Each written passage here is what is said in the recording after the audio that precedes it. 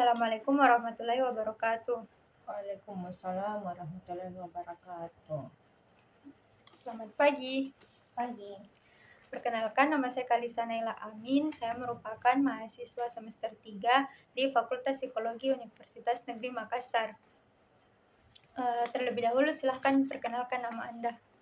Nama saya Rosita. Saya seorang guru di salah satu lembaga Raudatul Atfal. Guru TK atau Guru TK Raudatul Atfal RA. uh, bagaimana kabarnya hari ini? Alhamdulillah sehat. Apakah ada masalah atau kendala yang Anda alami hari ini yang membuat moodnya kurang bagus atau bagaimana? Cuma kendala hari ini anak saya Gaisan yang kadang membuat mood saya tidak bagus kalau dia tidak semangat. Oke, baiklah. Jadi pada hari ini tuh kita akan melakukan wawancara alo-anamnesa atau wawancara klinis. Wawancara ini tuh bertujuan untuk mengkonfirmasi jawaban yang telah saya dapatkan dari saudara Gaisan, dan untuk menggali lebih dalam beberapa informasi terkait kondisi fisik saudara Gaisan selama seminggu terakhir ini. Sebelumnya saya ingin meminta izin terlebih dahulu untuk merekam video dan merekam suara selama proses wawancara berlangsung. Apakah Anda berkenan? Iya, berkenan. Baiklah, sebelum masuk pada proses wawancara, saya akan menjelaskan terlebih dahulu terkait gambaran wawancara yang akan kita lakukan ke depannya. Jadi, saya akan bertanya beberapa pertanyaan untuk mengkonfirmasi jawaban dari saudara Gaisan terkait apa yang dia alami selama seminggu ini, dan saya ingin menggali informasi yang lebih dalam dari Anda dan mendapatkan jawaban menurut pengamatan Anda. Ya, bisa. Jadi wawancara ini akan berlangsung selama kurang lebih 30 menit ke depan, dan semua informasi yang Anda berikan akan dijaga kerahasiaannya, termasuk rekaman video dan rekaman suara yang dilakukan. Iya. Jika ada yang ingin ditanyakan terkait wawancara ini, saya persilahkan terlebih dahulu. Saya rasa tidak bisa dimulai sekarang. Oke, baiklah. Jika tidak ada yang ingin ditanyakan, saya akan masuk ke pertanyaan pertama. Jadi, pertama-tama saya ingin bertanya untuk memastikan jawaban yang diberikan oleh saudara Gaisan terkait bagaimana kondisi kesehatannya selama seminggu terakhir ini. Pertama-tama saya akan bertanya terlebih dahulu terkait kondisi Gaisan selama dikandung dan bagaimana kondisi kesehatan Anda selama mengandungnya. Iya, bisa. Jadi yang pertama itu bagaimana proses perkembangan saudara Gaisan selama dalam kandungan? Selama Gaisan dalam kandungan, keadaannya baik karena saya memeriksakan kehamilan saya tiap bulan dan di USG dan hasilnya bagus, tidak ada kendala. Berarti normal selama dalam kandungan. Iya, sehat selalu dalam kandungan. Berat badannya juga normal. Iya, berat badan lahirnya juga normal. Oke, baiklah. Pertanyaan selanjutnya, apakah ada kejadian tertentu yang Anda alami selama mengandung? Seingat saya, waktu saya mengandung tidak ada. Bagus-bagus saja waktu mengandung dan sampai umur 9 bulan karena dia cukup umur baru dilahirkan. Tapi tidak ada perasaan kayak mual atau ngidam kah atau apa? Kalau ngidam, iya sempat ngidam, tidak bisa cium bau harum. Itu saja. Kalau selama dalam kandungan masalahnya itu saja. Tidak bisa cium yang wangi-wangi. Kalau cium yang wangi-wangi mual kayak Iya, apa? mual. Oke, pertanyaan selanjutnya, apakah saudara Gaisan ini dilahirkan secara normal atau sesar? Dilahirkan secara sesar, bukan normal. Baiklah, pertanyaan selanjutnya, apakah Anda pernah terkena suatu penyakit selama mengandung saudara Gaisan? Seingat saya tidak. Waktu saya mengandung sehat-sehat sampai lahiran, tidak ada masalah, baik di kandungan maupun saya sendiri yang bersangkutan. Berarti normal, jadi. Iya. Baiklah, pertanyaan selanjutnya, apakah saudara Gaysan ini terlahir secara prematur atau normal? Terlahir secara normal dengan berat badan yang cukup bagus. Oh, berarti cukup bulan pas dia lahir. Iya, cukup bulan. Baiklah, pertanyaan selanjutnya, apakah Anda mengetahui, bagaimana kesehatan Anda selama mengandung? Alhamdulillah sehat-sehat selama saya mengandung. Selama 9 bulan, sehat-sehat. Dan bayi yang dikandung juga sehat-sehat. Ibu dan bayinya sehat. Tidak ada masalah. Apakah selama mengandung itu Anda mengonsumsi vitamin kah atau minum susu? Kalau vitamin ya karena rutin memeriksakan diri ke dokter. Yang pastinya tiap bulan dikasih vitamin. Dan susu. Minum susu. Susu hamil. Baiklah, pertanyaan selanjutnya, saya akan masuk ke pertanyaan terkait kondisi fisik saudara Gaysan selama seminggu terakhir ini berdasarkan apa yang Anda amati. Baiklah, dari pengamatan Anda, bagaimana kondisi kesehatan saudara Gaysan selama seminggu terakhir ini? Saya lihat seminggu terakhir ini dia agak murung. Tidak semangat. Entahlah mungkin karena lelah atau faktor dari sekolah. Kayaknya faktor dari sekolah, tugas-tugas. Tapi apakah benar pada saat wawancara sebelumnya, saudara Gaysan mengatakan bahwa dia tidak masuk sekolah karena merasakan pusing, mual, terus dia memutuskan untuk izin sekolah pada saat itu? Oh iya, pernah pekan lalu dia pagi-pagi mengeluh tidak enak badan, nggak masuk sekolah. Katanya agak-agak pusing, orang sehat. Jadi dari situ Anda mengizinkan untuk dia tidak usah masuk sekolah dulu? Iya, sempat 1 hari tidak sekolah. Saya suruh istirahat saja di rumah karena saya lihat dia lagi lemas, loyo sekali. Kalau menurut Anda, apa yang menyebabkan dia seperti itu?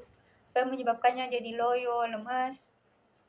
Kemungkinan ada tugas sekolahnya atau terlalu lelah sekolah mulai pagi sampai sore. Karena dia sekolah full day. Masuk dalam sekolah full day. Oke, baiklah, pertanyaan selanjutnya, apakah Anda pernah memperhatikan gejala fisik seperti sakit kepala, gangguan tidur pada malam hari, dan kondisi lemas yang diperlihatkan oleh saudara Gaysan karena menghadapi tugas-tugas sekolah yang banyak?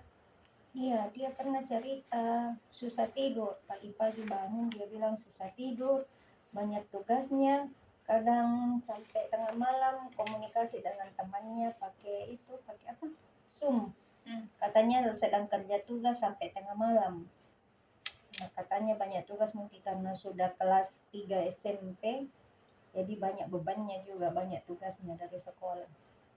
Kalau Hafalannya apalagi karena dia sekolah Islam terpadu. Jadi dituntut minimal 2 juz lah harus dihafal. Atau setidaknya ditambah kalau dia mampu. tapi kalau dari pengamatan Anda ini, saudara Gaysan ini termasuk orang yang tekun kerja tugas sama tekun menghafal atau dia suka tunda-tunda tugasnya? Kalau saya lihat kalau kerja tugas itu dia tekun, tapi menghafal itu agak susah. Dia itu paling susah disuruh menghafal. Apalagi hafalan Al-Quran. Cuma karena sekolah menuntut jadi dia harus menghafal. Tapi dia tidak pernah tunda-tunda tugasnya, selalu kerja tugas tepat waktu. Kalau itu kayaknya kurang tahu juga. Tapi kalau saya lihat dari rapornya, tugasnya terkumpul semua. Nilainya masuk. Baiklah, pertanyaan selanjutnya, bisakah Anda memberikan contoh konkret kapan Anda melihat gejala fisik yang terjadi pada saudara Gaisan dan seberapa sering gejala fisik tersebut muncul selama seminggu terakhir? Seperti apa itu contoh konkretnya? Contohnya tuh kayak Anda lihat ini anak loyo sekali, terus kayak selalu mengeluh sakit kepala sampai yang Oh, tidak bisa bangun. kadang itu bangun tidur atau pulang sekolah. Kalau pulang sekolah itu sudah loyo sekali, mungkin pengaruh macet di jalan, banyak tugas dari sekolah, sampai di rumah maunya tidur saja, sakit kepala. Sudah tidak mau makan karena kelelahan. Tapi apa tanggapan Anda melihat dia seperti itu? Apakah Anda ikut pusing melihatnya begitu atau kayak Anda maklumi karena dia sudah kelas 9? Saya maklumi, saya cuma kasih semangat.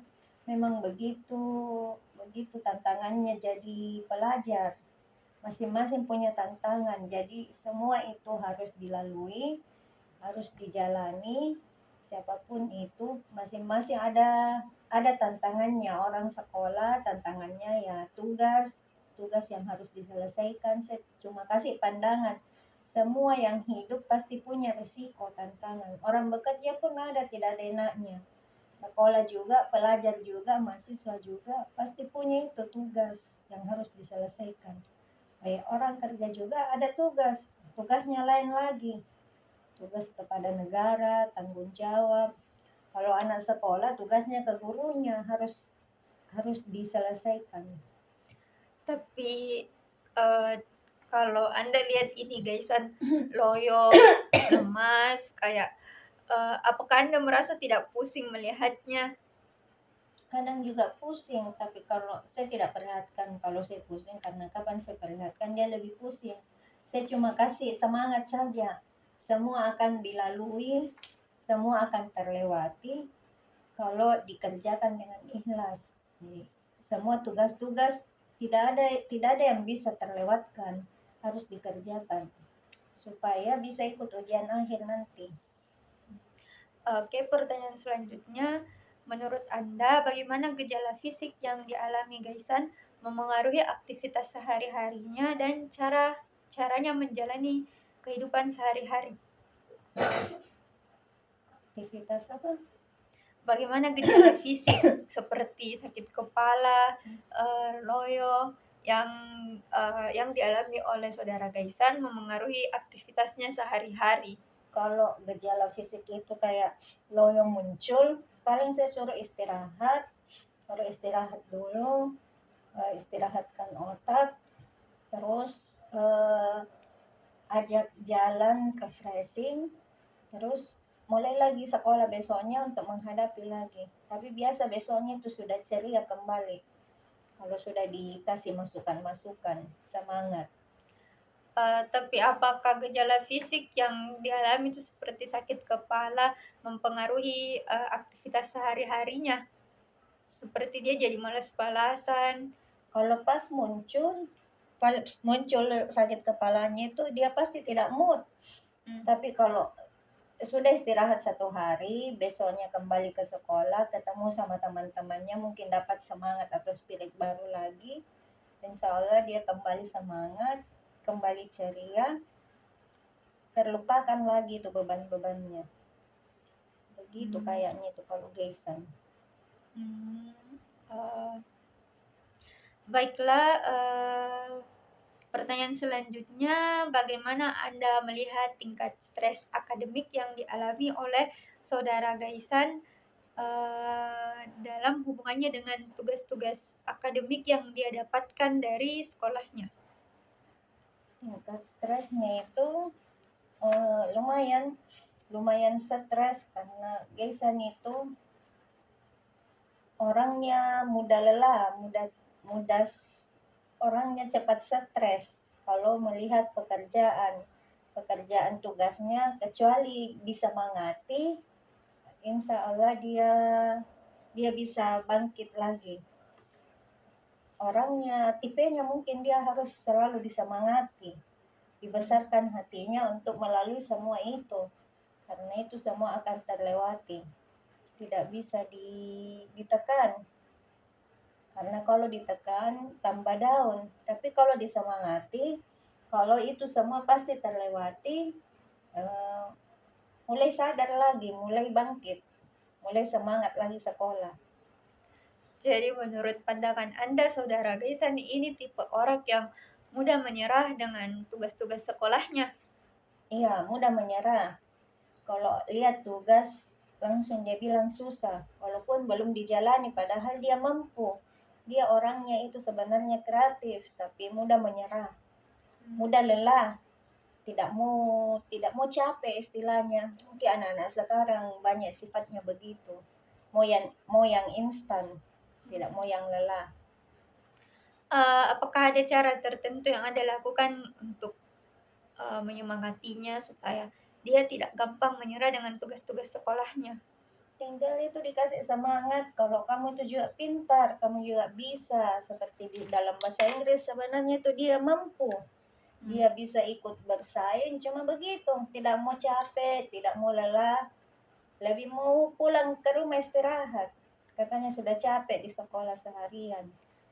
Mulai Senin sampai Jumat, dari pagi sampai sore di sekolah terus. Jadi selalu mau bersantai orangnya. Baiklah, pertanyaan selanjutnya, apakah Anda secara pribadi mengetahui apa-apa saja tugas sekolahnya Gaisan? Kalau mengenai tugas sekolah saya tidak sedetailnya menanyakan, paling rapornya saya lihat, oh semua sudah terkumpul. Paling saya lihat ya, cuma kadang dia minta izin tugas kelompok ke rumahnya temannya. Tapi karena saya pikir dia sudah dewasa, sudah harus dikasih tanggung jawab, harus menyelesaikan sendiri karena dia sudah bukan anak SD. Jadi anak saya tuh sejak masuk SMP, saya kasih kepercayaan menyelesaikan sendiri tugasnya. Beda kalau masih jenjang SD, saya pasti buka, lihat yang mana tugasmu. Kalau sudah masuk di tingkat pertama, saya suruh bertanggung jawab sendiri dengan tugasnya. Tapi kalau dari Saudara Gaisan, dia tidak pernah cerita kayak, tugasku ini banyak sekali, hafalanku banyak sekali. Dia bilang biasa kalau pulang, capek kak ini bu, banyak tugasku, banyak hafalanku. Saya bilang itu temanmu juga bisa, masa kau tidak? Semua bisa terlewati kalau dikerjakan, dihafal sedikit-sedikit, dikerja sedikit-sedikit sampai tuntas. Akan selesai. Hmm. Baiklah, pertanyaan selanjutnya, menurut Anda, apakah ada situasi atau tugas akademik yang membuat Saudara Gaisan ini merasa sangat stres? Kayaknya kalau mengenai itu terkendala biasa di hafalan. Hafalannya itu namanya anak-anak sudah bercabang-cabang pikirannya, kecuali mungkin anak yang khusus di sekolah kamu untuk tahfiz, fokus, jadi mudah menghafal. Ini kadang dia hafal, kalau tidak rajin merojaah, pasti dia lupa. Dan pada saat ujian, ditanya, lupa lagi ayatnya, itu yang biasa membuat dia menjadi stres. Karena hafalan itu, padahal sebenarnya itu menghafal Al-Quran itu jauh lebih banyak pahalanya dibanding pengetahuan lain. Cuma karena mungkin sudah banyak bebannya tugas lain, beda dengan yang sekolah khusus hafiz, hafalan, hanya fokus di hafalan jadi lebih mudah menghafal. Oh, jadi menurut Anda yang membuat dia bertambah stres itu karena hafalannya. Iya, dituntut menghafal 2 juz. 2 juz itu, 1 juz saja itu berapa surah di dalamnya, begitu banyak. Dan kadang dia lupa, ada yang dia lupa kalau dia jarang merojaah. Dia lupa hafalannya. Berarti Saudara Gaisan ini lemahnya di Hafalan. hafalan. Iya. Itu yang membuatnya stres, tambah stres. Iya. Baiklah, pertanyaan selanjutnya. Apakah Anda pernah melihat Saudara Gaisan tampak cemas atau khawatir secara berlebihan yang berkaitan dengan tugas akademik yang sedang dijalaninya? Kalau berkaitan dengan tugas akademik, Nggak pernah sih saya lihat cemas yang berlebihan. Pernah cemas berlebihan itu saja waktu habis sunat. Oh, kalau di bidang akademik itu mungkin itu saja pada saat menghafal, banyak hafalan, cuma itu saja pada saat banyak hafalan ada kayaknya itu udah tahu pelajaran apa itu di sekolahnya. Yang sebelum ujian itu munakasa, yang itu yang harus betul-betul hafal baru bisa melewati dan akan mengikut dengan pelajaran yang lain. Jadi kalau tidak hafal agak susah karena dari sekolah dituntut harus tahu karena dia dari sekolah Islam terpadu, bukan sekolah umum. Tapi apakah Anda pernah mendapat laporan dari guru sekolahnya kalau saudara Gaisan ini telat kumpul tugas, tidak mengumpulkan tugas? Kalau begitu paling akan kelihatan pada saat penerimaan rapor triwulan. Di situ akan terlihat kalau nilainya belum masuk. Kalau mengenai laporan selama ini belum. Tapi kalau saya lihat pada saat penerimaan rapor triwulan, alhamdulillah terkumpul tugasnya. Mungkin dia selesaikan sebelum pembagian rapor. Dia bisa ada waktu untuk menyelesaikan. Walaupun dengan susah payah, stres, tapi dia masih punya tanggung jawab untuk menyelesaikan. Tapi bagaimana dengan nilai-nilai akademiknya, nilai-nilai di rapornya? Apakah semuanya bagus atau ada yang C? Sebenarnya kalau nilai ada yang C, tapi alhamdulillah untuk ukuran Gaisan, anak laki-laki seperti Gaisan yang terbilang cuek, tapi masih mampu, masih ada di tidak berada di paling akhir, nilai paling akhir di dalam kelasnya. Masih ada beberapa di bawahnya. Baiklah, pertanyaan selanjutnya, apakah saudara Gaisan ini pernah mengalami cemas secara berlebih di luar konteks stres akademik? Oh, kalau itu dia tuh mulai menampakkan cemas berlebih pada saat setelah sunat. Pada usia SD kelas 5, pas setelah sunat, di situ mulai muncul kalau dia punya penyakit cemas berlebih. Mungkin karena baru merasakan sakit yang sangat sakit dia rasakan. Sampai saya itu waktu mau bawa ke psikiater karena lain anunya, tapi saya konsultasi kebetulan psikiater itu saya kenal, dia bilang oh bukan, tidak masuk di ranah psikiater kalau anak umur segitu, mungkin cuma trauma sakitnya itu waktu disunat, dia tidak sangka kalau sunat itu sakit sekali rasanya, cuma itu. Terus apa gejala yang dia perlihatkan pada saat itu? Sempat diam-diam katanya memikirkan dunia ini mau kenapa. Itu Terus gejalanya itu. Oh, terus apa yang Anda lakukan pada saat itu? Apakah Anda menyemangatinya atau Anda diamkan saja, biarkan dia begitu terus sampai dia baik sendiri? Saya menyemangati, selalu mengajak ngobrol karena sempat itu hari sudah agak baikan, tapi pas mau dilepas perban lagi, trauma lagi, muncul lagi. Diam-diam pokoknya trauma dengan sakit, rasa sakit. Mungkin memang sunat itu sakit sekali rasanya. Sampai dia trauma. Baiklah, pertanyaan selanjutnya, apakah ada faktor yang dapat memperburuk stres akademik yang dialami oleh saudara Gaisan? Kalau mungkin dari sekolah teman-teman bikin kesel juga, bisa tambah bikin dia stres karena maklumlah kalau anak sekarang pasti ada geng-gengnya.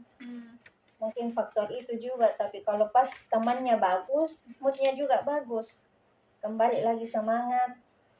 Kadang juga cerita kalau temanku begini bu, temanku begini, kalau datang lagi semangat, ibu maka kesini sama temanku, maka kesini, atau oh lagi bagus moodnya nih di sekolah. Tapi apakah saudara Gaisan pernah cerita kepada Anda terkait hubungan pertemanannya di sekolah? Karena berdasarkan hasil wawancara yang saya lakukan dengannya, dia mengatakan bahwa waktu SD itu dia sempat dibully sama teman-temannya. Apakah itu benar?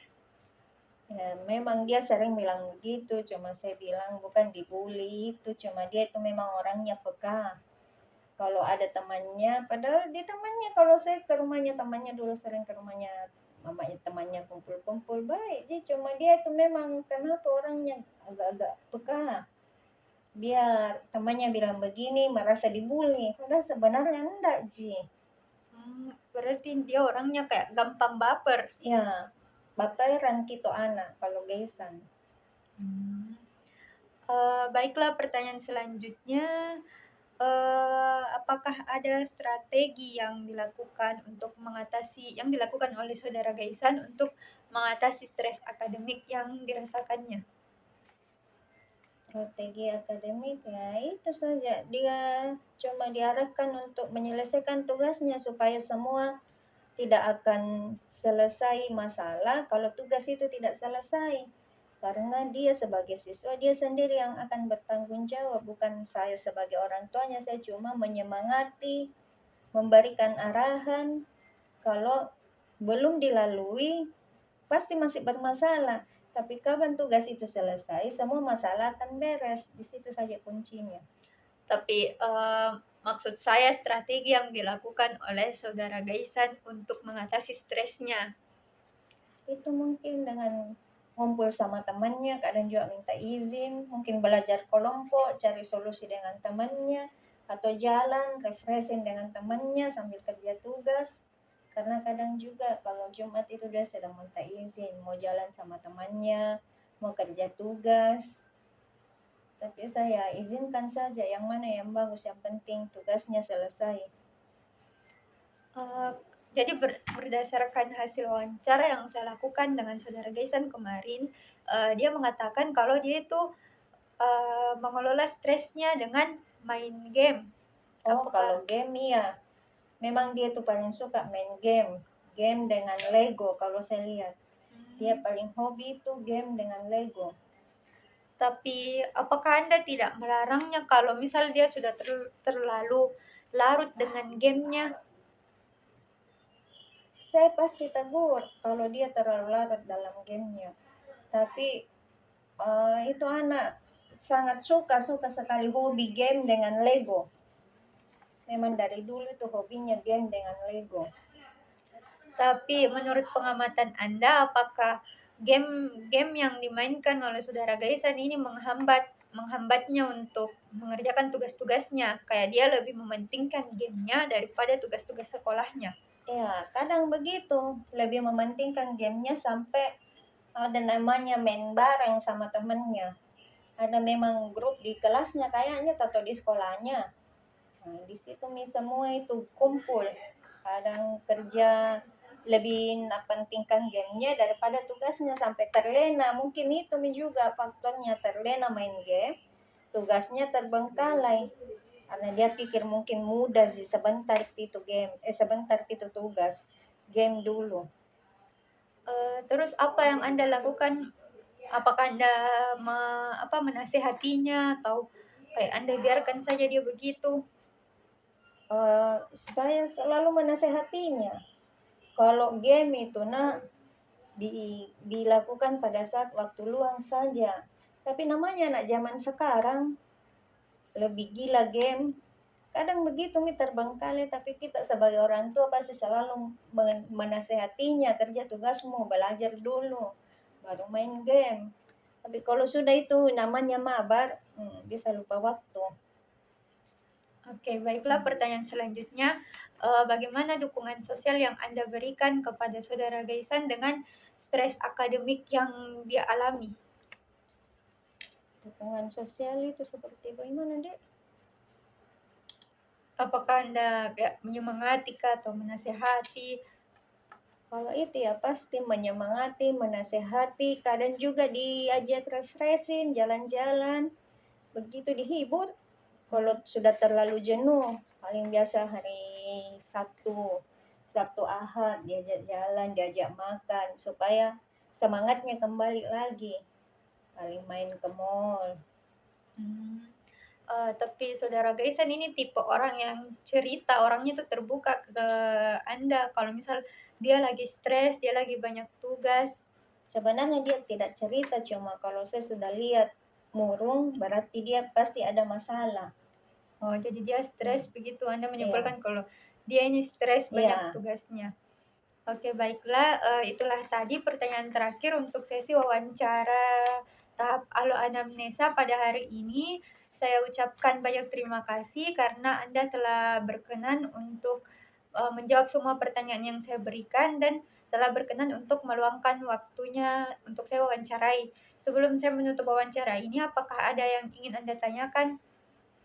kalau mengenai itu kayaknya sudah cukup, sudah jelas semua.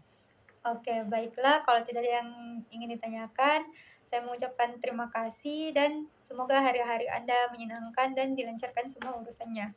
Terima Amin, kasih. amin ya rabbal alamin.